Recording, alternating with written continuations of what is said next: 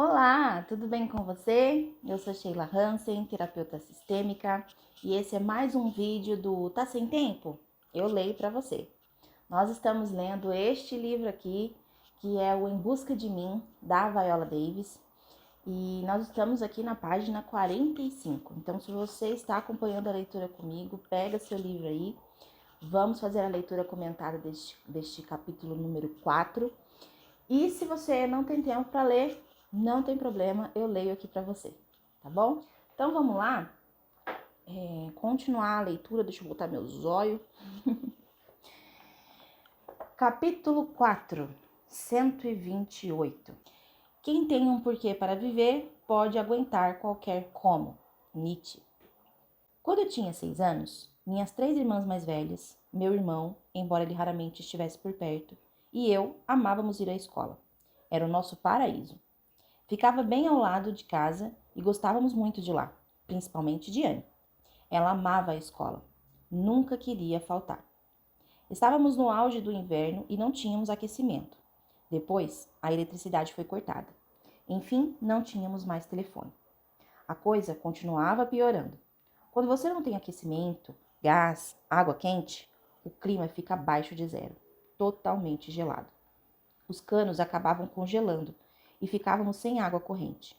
Nem podíamos dar descarga na privada. Para piorar as coisas, todos nós fazíamos xixi na cama com muita frequência.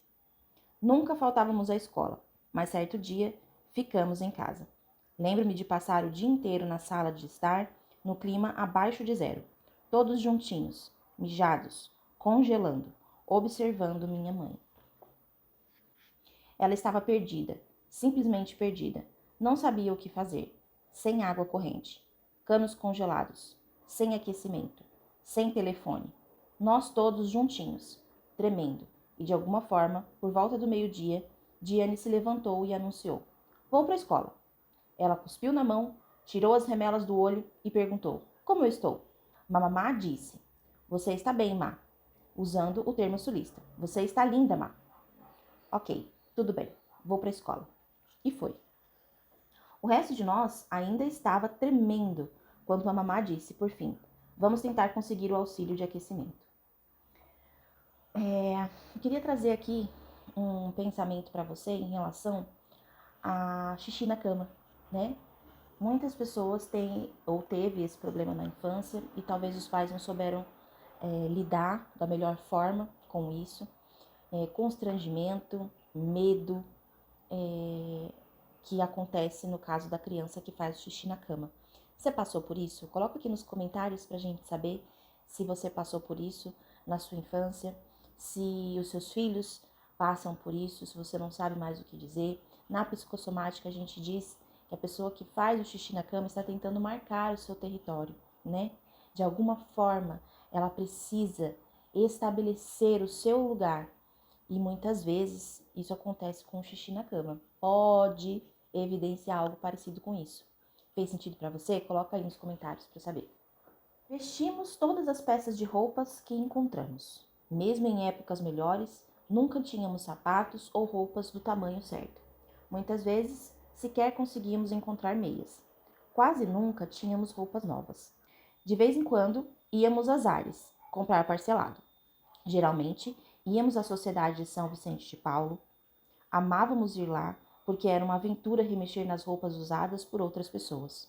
Tudo parecia ter uma história. Livros, brinquedos velhos, patins, tênis, até casacos de pele e móveis. Naquele dia congelante, vestimos tudo o que tínhamos e saímos no frio.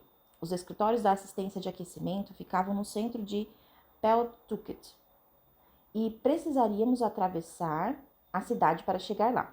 Minha mãe, Dolores, Anita e eu caminhamos naquele dia gelado abaixo de zero. Eu ainda era a mais nova naquela época e chorava por qualquer coisa. Era uma bebê chorona. Quando começamos a andar, me desmanchei em lágrimas. Quando passamos pela escola no caminho, a diretora, senhorita Prost, nos viu. Era uma mulher incrível, alta e magra, com cabelo ruivo brilhante. Ela sempre me parecia tão elegante e era ao mesmo tempo poderosa e gentil. Ela se preocupava comigo. Quando a senhora Prosser me chamava em sua sala, eu pensava: meu Deus, o que foi que eu fiz? Porque eu era uma tremenda encrenqueira. Mesmo quando não tinha feito nada de errado, eu já esperava pela bomba.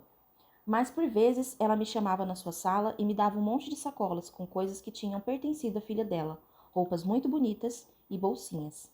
Eu as usava na escola e ficava no pátio durante o recreio, posando com as roupas que ela me dera como se dissesse: olhem para mim!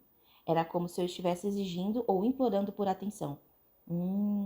Atenção positiva, sem querer que as pessoas tocassem nas minhas roupas perfeitamente escolhidas. Implorando atenção, entende?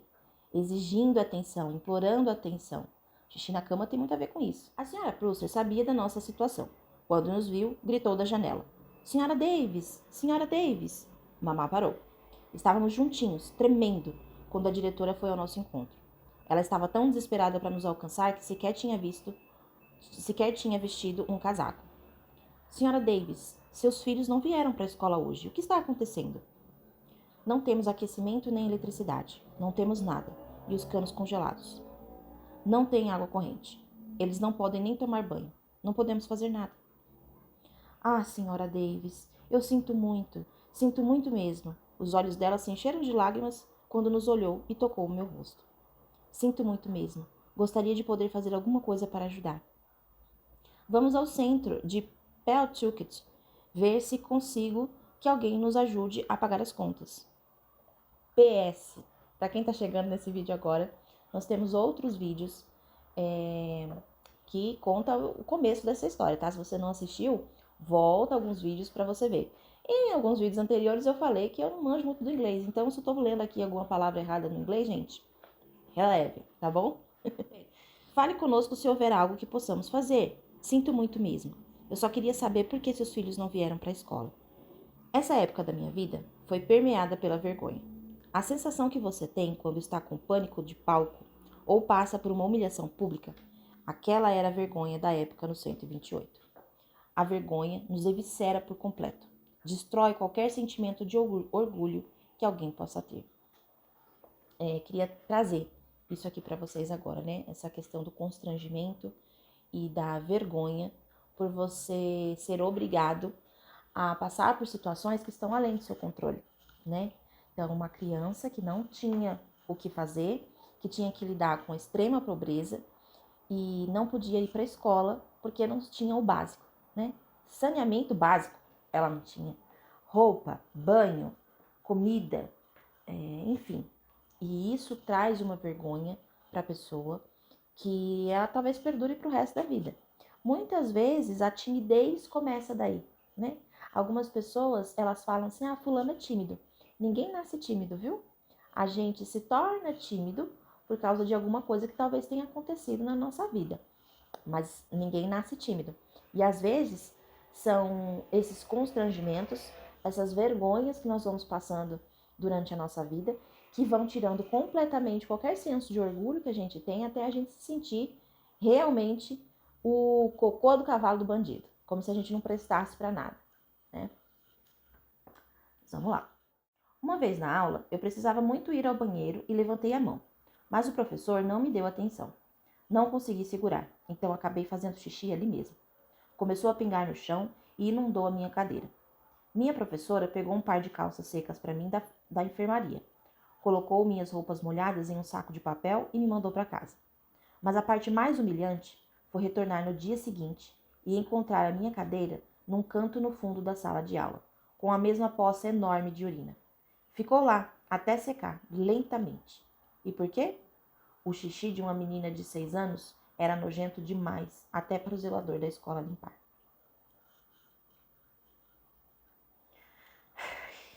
Eu era constrangida com frequência, e o 128 apenas aumentava a sensação de humilhação.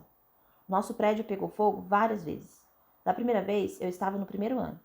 Todas as crianças da escola espiaram pela janela da sala, vendo o caminhão vermelho dos bombeiros na frente do prédio ao lado da escola. Vimos enquanto os bombeiros pegavam a mangueira e jogavam jatos de água no prédio, a fumaça ondulando. Ouvi uma orquestra de vozes. Ai, meu Deus, o incêndio! Quem mora lá? É a casa da Viola. A professora, senhorita Pickard, me encarou. Viola, aquela é a sua casa? Eu estava na sala de aula com meus colegas do primeiro ano, que já me olhavam diferente por eu ser negra, e agora viam minha casa em chamas. É sim, respondi, observando os bombeiros correndo para dentro do prédio com mangueiras. Eu não sabia se era o nosso apartamento que pegara fogo. Era uma metáfora perfeita para a devastação que eu sentia no meu coração, porque a fonte da minha mais profunda vergonha era agora a fonte de um terrível entretenimento para aquelas pessoas que me excluíam desde o dia em que tinham me conhecido. Imagina, né? Então, uma criança de 6 anos que já passa por um monte de situação, que ela já se considera, né, um nada, e de repente mais situações vão acontecendo, mais munição ela sente que ela está dando para que aquelas pessoas continuem a excluí-la como uma criança normal, como todas as outras, né? O sentimento de exclusão é muito grande e causa muitas mágoas e muitas marcas na vida de uma pessoa. A gente vai ver aqui o que isso vai trazer para ela mais para frente, né? Quando cheguei em casa naquele dia, o apartamento estava uma completa bagunça. Era mesmo o nosso apartamento que pegara fogo. O dano do incêndio fora grande, mas o dano da água fora ainda maior. A mesma água que os bombeiros jogaram na nossa casa para salvá-la também a destruiu. O chão de linóleo empenou, inchou e ondulou. Olhando para o que restou do nosso apartamento, pensei que nem mesmo os bombeiros tiveram respeito pelo lugar que chamávamos de lar. Eu sabia que ele era uma, mas era minha casa. Muitos dos incêndios que ocorriam na nossa casa não causavam danos. Eu era acordada no meio da noite, conduzida por uma escadaria escura e esfumaçada, e ficava de pé por um tempão, sonolenta, com meu cabelo enrolado em uma touca. O foco do incêndio era encontrado e a ordem restaurada. Então subíamos e voltávamos para a cama. E havia momentos em que Millie, nossa vizinha, batia na porta. Dan! Dan! Tire seus filhos de casa, tá pegando fogo. Millie era negra e tinha uma filha chamada Kim e um filho, Reg, que estivera no Vietnã. Kim logo se tornou amiga da família. Ela e minha irmã Anita eram especialmente próximas, até que em algum momento se afastaram. Millie era uma dessas mulheres negras de pele clara que fumam, são duronas e mandam todo mundo a merda. Ela também era a arauta da vizinhança. Dan, tire seus filhos daí. A porra dessa casa está pegando fogo. Você não pode descer pelas escadas, tem muita fumaça. Meu pai gritou e nos acordou. Uma fumaça preta estava subindo a escada acima e estávamos no terceiro andar. Vamos para a saída de incêndio. Meu pai nos empurrou para a varanda e começamos a descer às pressas. Todos tínhamos experiência em descer escadas de incêndio.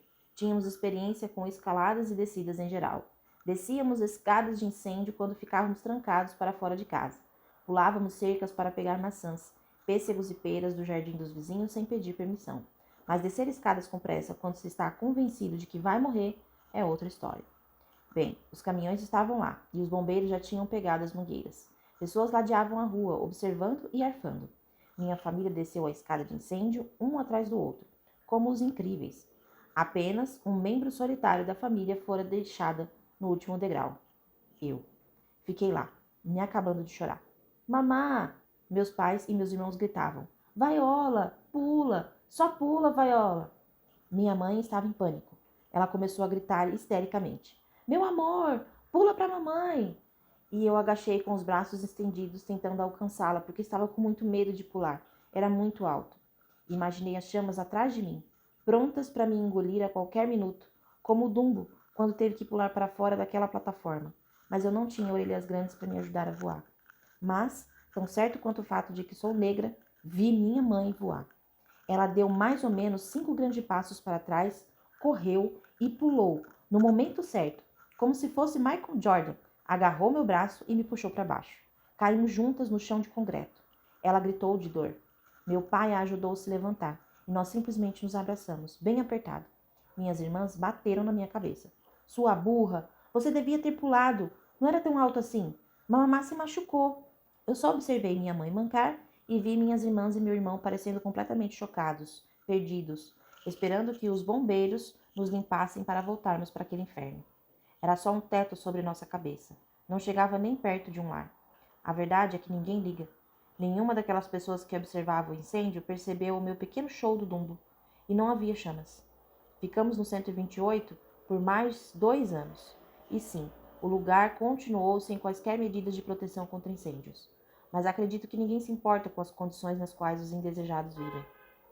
Você é invisível, um fator culposo que permite que os mais favorecidos não sejam responsabilizados pelo sofrimento do outro. No 128, os incêndios apenas se tornaram mais frequentes. Os ratos se multiplicavam. A escadaria do primeiro andar tinha buracos que levavam diretamente ao porão. Uma família de 8 crianças sequestradas e 2 tutoras se mudou para o segundo andar. E brigas sangrentas, cicatrizes e pontos cirúrgicos viraram parte do nosso dia a dia. Mesmo assim, no meio da tempestade de da minha vida, havia uma pequeníssima luz, um guia, um sussurro, uma voz, aquela pergunta da minha Diane. O que você quer ser? Queria trazer para vocês aqui essa questão, né? Como que é quando você precisa acordar à noite para ir no banheiro? Se levanta sonolento, mal enxerga nada, é uma sensação, né? Agora, foi o que ela falou, que imagina você ter que acordar no meio da noite porque você precisa correr com a sensação de que você vai morrer, né? Por causa de algum perigo. Isso aqui é a causa de muitas pessoas terem insônia hoje. Como que é aí? Você tem insônia? Conhece alguém que tem? Já fez tratamento, já tomou remédio, já fez um monte de coisa, mas não tem jeito. Continua com períodos, fases ou anos de insônia.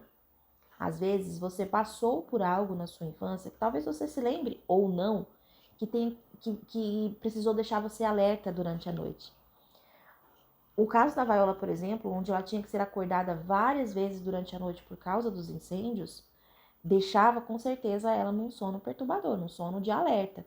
E isso pode causar lá na frente períodos longos de insônia, porque o seu corpo entende que quando você dorme, você corre perigo. E aí você precisa ficar alerta, não pode dormir, né? Seu sistema parasimpático não entra em ação. Você fica ali em alerta o tempo todo. Então, se você tem insônia, já fez tratamento, não consegue resolver, talvez seja emocional. Talvez você precisa vir aqui, ó, para sua infância, para a época em que você, como eram as noites na sua casa, para você descobrir por que você está precisando ficar em alerta, né? E um outro ponto aqui é pergunta-chave, né? Eu sempre falo aqui para os meus clientes, para os meus alunos, que nós precisamos saber fazer perguntas-chaves, porque se nós fizermos uma pergunta-chave, nós vamos conseguir abrir uma porta para algo melhor na nossa vida, né? E a pergunta que a irmã dela fez, que a gente viu em alguns outros capítulos, né, atrás, o que você quer ser? Era a chama de esperança que ela precisava cada vez que ela passava por alguma situação difícil. Manter os olhos no prêmio, manter os olhos focados naquilo que você quer ser, vai te ajudar a passar por alguns desafios. Gostou da leitura de hoje?